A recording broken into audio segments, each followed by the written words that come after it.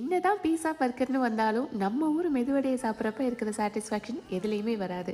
சட்னி வடை, சாம்பார் வடை, தயிர் வடைன்னு எல்லாத்துக்கூடவுமே காம்பினேஷன் டாப்பாக இருக்கும். எண்ணெய் அதிகமாக குடிக்காமல் நல்லா மெது மெதுன்னு பந்து போல் எப்படி செய்கிறதுன்னு பார்க்கலாம். இன்றைக்கி நான் கோல்வினர் உளுந்தம்பருப்பு யூஸ் பண்ணி தான் செய்ய போகிறேன். மற்ற பிராண்ட்ஸ் உளுந்தம்பருப்பு எல்லாமே 1 கிலோவுக்கு 45 வடை தருதுன்னா, கோல்வினர் உளுந்தம்பருப்பில் உபரி அதிகமாக இருக்கிறதுனால 1 கிலோவுக்கு நமக்கு 50 வடை வரைக்குமே கிடைக்கும். பருப்போட குவாலிட்டியுமே உடையாமல் நல்லா முழுசாக இருந்தது.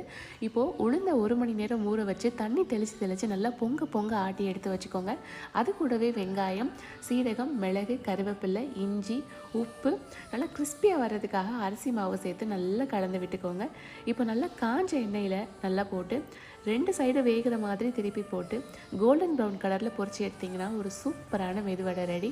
கோல்வினர் பருப்புகளை நேரடியாகவே போய் கொள்முதல் செய்கிறதுனால நமக்கு பழசாக இல்லாமல் ஃப்ரெஷ்ஷாக கிடைக்கிது. இதோட வாசமுமே அவ்வளோ சூப்பராக இருந்தது. இதில் செய்கிற இட்லி வடை எல்லாமே அவ்வளோ சூப்பராக இருந்தது. கண்டிப்பாக நீங்களும் ட்ரை பண்ணுங்கள்.